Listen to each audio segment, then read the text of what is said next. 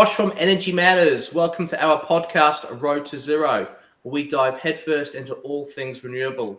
Join us as we chat with industry experts, tech specialists, and some of your favorite TV and radio personalities, asking the renewable energy questions that you want answers to.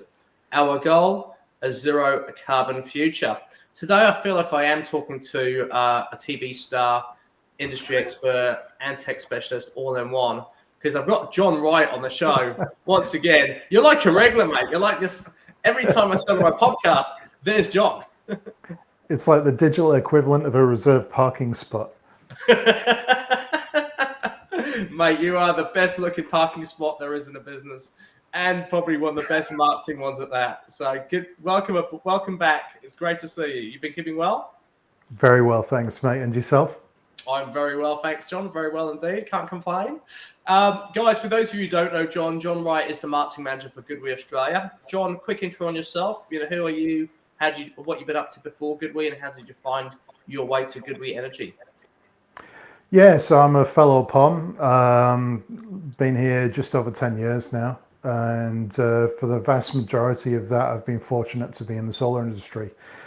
Before that, I was always in marketing for engineering technology, so familiar with like how that kind of works and that operates. So it was a bit of a natural fit, and the opportunity presented itself for me to be able to get into the solar industry, and it was great.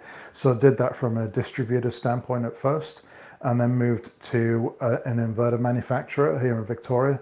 And then for the past 3+ years, I've been with GoodWe, heading up the marketing for the Australia and New Zealand region.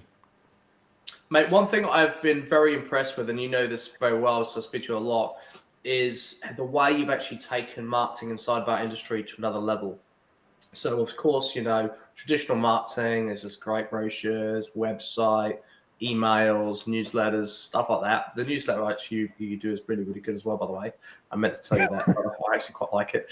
But on top of that, just the initiatives that you're involved in. We've already seen on the TV show the last couple of weeks, some of the great projects that you guys have been involved in. But the one that really has blown me away is, when we got to visit the Great Barrier Reef, went to Cairns and met Dean Miller, who's an absolute superstar. And just saw what the great work they're up to, in Cairns Aquarium. We're in Cairns Aquarium, and I believe things may be changing. So you can let me know about that later on in the podcast. But what an incredible project! Can you just tell me a little bit more about how GoodWe got involved with the Forever Reef Project? Yeah, so initially we got approached by one of our distributors, which is OSW, and they told us about this project and that they were looking for support for a solar and energy storage system. So we collaborated with Ryzen and obviously with ourselves and a installer up there in North Queensland called Sol Energy. Who are quite frankly amazing for them to be able to donate their time, because this is no ordinary system, as you can imagine. So yeah, that's how we first learned about their work, and we've been long-term partners and supporters ever since with Dean Miller and his amazing team and all the things that they got up to, and preserving and protecting frankly, one of the great natural wonders of the world and an Australian icon. Absolutely amazing. I mean, look, one of the first things I knew about before coming to Australia. In fact, when you're as an Englishman, for me, I got here in 1999, so I've been there for like more than half my life now. Prior to coming to Australia, you think about the Opera House and Harbour Bridge in Sydney. You think about this massive rock in the centre of the country that really should be the capital of Australia in terms of Ayers Rock. And then you think about, the Great Barrier Reef. And if you consider how many, there's not many like natural wonders of the world, but we have one of them, inside of Australia or around Australia, being the Great Barrier Reef. I say around, but the very top right corner. It's absolutely stunning. Now, for me personally, one of the first things I did when I got to Australia was go scuba diving, and I got to more snorkeling with the Barrier Reef, but just to see it in all its wonder. And I went again a couple of years ago, and it had changed so much. So whereas before it's super vibrant, lots of color, like loads and loads of teeming with fish, although there still was a lot of marine life in terms of fish, you could tell the effects of coral bleaching and the impact that it had on the Great Barrier Reef. So it was super inspiring for me when you told me about this project. We took the camera crew and we went and filmed, the Forever Reef Project at Cairns Aquarium to find out more about what Dean and his team was up to. Can you kind of give a bit of a high level summary as to what the Forever Reef Project actually does? Yeah, so Dr. Dean Miller heads up a team from the Great Barrier Reef Legacy project, and the Forever Reef Project is one of their key focal projects where it's essentially the world's first living coral ark in a way. It's a they call it a biobank. It's a facility where they can preserve and grow every species from the Great Barrier Reef. So what they do is essentially go out on expeditions, collect all of these species. I believe there's 415 or so hard coral species along that Wow. coastline, which is stretching. I didn't realize it's over 2,300 kilometers long, which is just mind-boggling. So yeah, they take all those specimens, they take safe samples so they don't destroy the coral at all. They take safe specimens, bring them back to their facility, which is obviously the environmental conditions have to be spot on key and powered 24/7 to enable this coral to grow and thrive. And that can be used for research and restoration efforts going forward as well. So as sea temperatures rise over time, research can be done to looking into making the strains and the species more resilient to warmer temperatures, and hopefully restore that barrier reef in the long term to get back what we had before, which is obviously what you said you saw when you went down there for the first time. Yeah, absolutely. Yeah, so really it's a race against time for these guys now to collect these species and preserve them all before they're wiped out. Our mission is fairly simple. We want to collect all 415 hard coral species from the Great Barrier Reef and keep them alive in these state-of-the-art holding facilities for their ultimate conservation, just to keep them alive and create that insurance policy, but also to make living fragments, genetic material and tissue samples available for reef research and restoration efforts. With some really interesting partnerships and sponsorships through solar manufacturers, being batteries, inverters and solar panels, we were able to power this facility completely by the sun. So Ryzen solar panels have a 25 kilowatt system on the roof. GoodWe came to the party with inverters and 15 kilowatts of battery, and the Solar Energy Group made that system sing by putting it all together.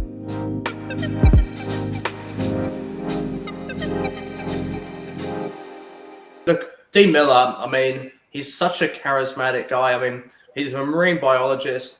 You chat to him for the first time, I wasn't too sure what to expect. He's a good-looking lad as well. So, all the ladies, when you're watching the TV show on Saturday this week, yeah, you're gonna like what you see. But when you chat to Dean, I mean, he is so passionate, and and what I love most about him is his commitment to our cause, right? Because I don't tie myself to trees, but at the same token, we believe in a net zero, a zero carbon future, no carbon emissions from fossil fuels. We want everyone to do their part, no matter how small it is. And chatting to Dean, it was just so eloquent how he was phrasing his concerns for our planet, and at the same token, he has a very positive outlook. And I think that positive outlook really comes from when you're actually playing, when you're actually involved in this industry, and you're doing as much as you possibly can do, and you can see that others are getting involved, the public's getting involved, people installing renewable energy technology. It warms your heart to say, look, you may not necessarily be doing it to save the planet, and even if you're doing it to reduce your energy bills, that's fantastic. Because by saving on your energy bills, inadvertently you're reducing your carbon footprint. So it's basically win-win. So and it's just lovely the way he was putting it, but really you could see his concern for what's happening with the reef, and then obviously just looking at their facility and how they're actually collecting those species and testing what future conditions, how that could potentially impact the reef further. And as you said, is there a way in the in the future to be able to repopulate the reef and actually get the reef back to its former glory. Whether or not they can, who knows? The implications are far more reaching than that. You may think, oh, it's, preserve a natural wonder of the world. But like from Dean's research and from all the facts that they have, the barrier reef supports over 25% of the ecosystem and essentially the life force of all the oceans. So without the barrier reef, that ecosystem is effectively ruined. And also it like he has the stats and research to show that the reefs worldwide contribute to the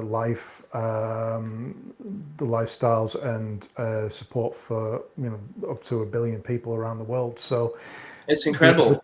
Yeah, it's not just about the barrier reef, it's the wider implications of it. And what they're doing, they're hoping to replicate for other reefs worldwide as well. Like we're not special. The Great Barrier Reef is obviously just the biggest. There are other reefs at risk as well, and that needs to be acted upon. No, he did actually mention there's so much collaboration, with his peers around the world, and South America, like Asia, wherever there's a reef, there's a conversation happening as to say, well, what's your testing, sharing data, and as you said earlier, I mean, no one really seems to realize that a reef is not just something that to have a look at and think, oh, that's beautiful, it's a glorious thing to swim around. But as you said, it supports thousands and thousands and thousands of organisms and living species. And there was, and even inside of that, even like fish. We take fish for granted that the fishermen are going to go out there or in their trawlers, heave up a whole bunch of fish.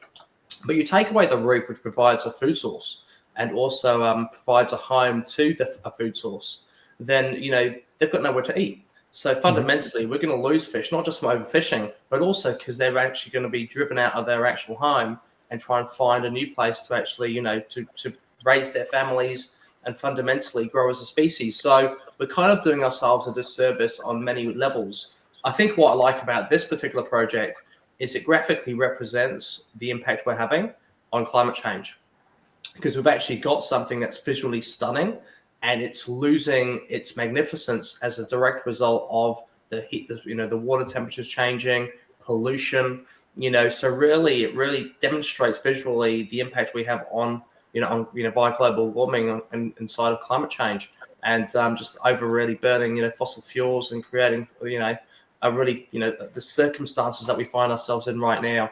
So, it's a very warm story. I mean, for anyone watching, you really want to tune in this Saturday, 4 p.m. on Lion Life.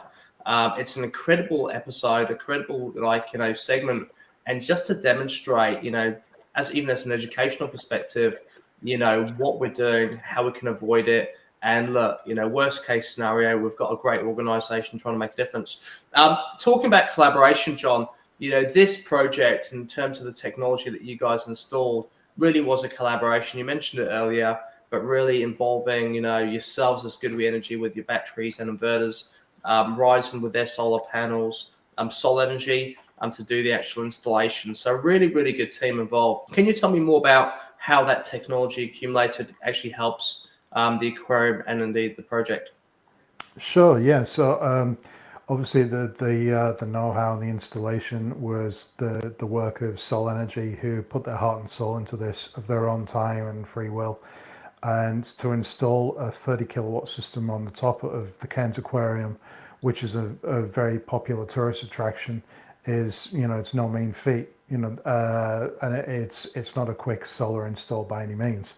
So we came to the party with an energy storage system, 15 kilowatt inverter, and also a battery stack, which we've just increased as well.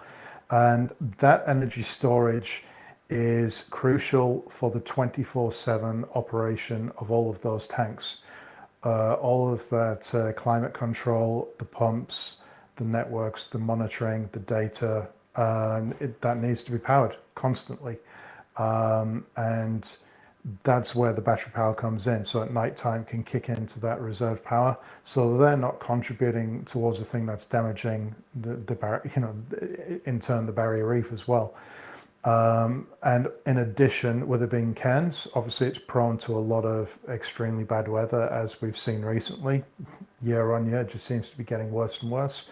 So having that reliability on that instant backup power to keep those life support systems going is vital for them. Otherwise, the whole project is a bust. So we've got that technology, and we were only too happy to donate it for a non-profit organization that really, relies on a lot of support, and there's a lot of high costs involved as well. It was the very least we could do. And since we've got involved with various other things as well, which we're going to talk about in a bit, but really it was just very gratifying to see that our technology could play such a crucial part and support what they're doing, so that they have the peace of mind to go about their business and focus on what it is that they need to do, which is collect all those species of coral. I know Dean was saying to me that, one of the most satisfying things is when there is a storm passing through, and there's been crazy storms, as you said, earlier on at the start of the year, blackout city, but just to be able to be at home, and rather than have to dash to the aquarium to check, his check his project and check the species to make sure they're okay, he can just check his phone and look at his app and have a look that, okay, great, the batteries are stored, there's a blackout, but the actual power is now going through and powering the tanks, everything's okay. Which is, once again, a really amazing feature of, your technology. You've just got such a user-friendly application. I know a lot of people freak out about tech and think, it's going to be complicated, I can't understand how it works. But it's so easy, isn't it? Yeah, it's straightforward. And the technology that we've employed here is no different to what you'd have in a regular residential home. It's just the scalability. So our inverters are available in a wide variety of sizes and for different purposes. And the battery technology is modular, so it's just scalable to however much you need. Think of it like Lego bricks. Each little module is a battery, and they just stack on top of each other to the amount that you need, and then you just add more in the future as you require. So that flexibility allows the smallest of homes to the biggest of businesses, up to a certain point, the ability to use this exactly the same product. So that really is very rewarding to see when you see homes, businesses, and non-profits such as the Forever Reef Project benefiting from that. And like you say, giving them peace of mind, knowing that, oh no, there's a storm coming, am I going to lose, in their case, life support? Are we going to lose all the coral? How are we going to know if they're okay? Can we keep the pumps and filters going on? Yep, no problem. It's done. It's taken care of. Which is amazing. And as and as you just mentioned, the technology is consistently being able to be used for any home or business. For anyone watching who has a solar power installed, either back in the day or more recently, and you've been pondering whether or not you should get battery storage, of course, we recommend it for the reasons we've just mentioned, to protect you against blackouts, but also just to be able to store that additional solar power that you're using throughout the daytime for use at night, for early morning. I mean, electricity rates, unfortunately, continue to go up. The writing on the wall for the future isn't any more positive. So really having as much independence from the grid as you possibly can do is essential, just for your own peace of mind, knowing that you're controlling your energy bills. And more importantly, the cost of batteries have come down. So now is a really, really good time, right? Because we have seen some serious transition in pricing coming down, especially yourself. I mean, what's great about GoodWe is, not only are you guys designing incredible technology, which I know about firsthand, but more so, you're making it affordable to everybody. And what I love about your particular battery modules that have been installed in this particular project is they are, scalable. So for anyone who's got a solar power system and thinks, well, how much solar or how much battery storage do I actually need? You can just get like, what is it, 3.2 is the... Each module is 3.2 kilowatt hours, and the minimum is 2 of those, so it's 6.4. And then you need a PCU, which is essentially the control unit of the battery. And then as you need more, you get your installer to take the PCU off, add another module, stack it on top. And then it just grows from there. So you can have up to 28.8 kilowatt hours in one stack, which is pretty high. And then you can also parallel, which is connect up to 8 of those towers. So you can have up to 230 kilowatt hours of battery storage on one system, which Yeah, it's a lot of batteries, and like you say, it's a lot more affordable than people think. Through doing a lot of consumer events and activities, we've seen people look at the return on investment, the safety aspect. We use the lithium iron phosphate, LFP, which is the safest chemistry on the market. So that peace of mind is obviously important. But like you say, it's very affordable now. There are lots of government incentives and rebates available. And with the feed-in tariff so low, a lot of people are naturally looking towards energy storage to add to their solar or start from scratch. So yeah, it's great technology, and we hope people consider looking at it, do their homework, and make their own informed decisions as to what's No, right. very, very cool, mate. And look, before we finish up, I know you've got some amazing stuff in the pipeline. Some's been completed already. Some's coming very soon. Can you give us any, reveal anything on this call? Yeah, so as following the recording of the TV show, which I can't wait for actually, please watch it. Dean is amazing. Visually, it's stunning. It's like watching an Avatar sequel. The visuals are stunning. They've since moved to Port Douglas, to Wharf Street, which is one of their marinas. If you are in the vicinity, they're about to reopen, so you can go and get tours, see the place for yourself, experience and see the coral. So they are operating there at the moment. It's a much larger facility, which is what they needed. They needed more tanks as they collect more corals. They have a scuba shack.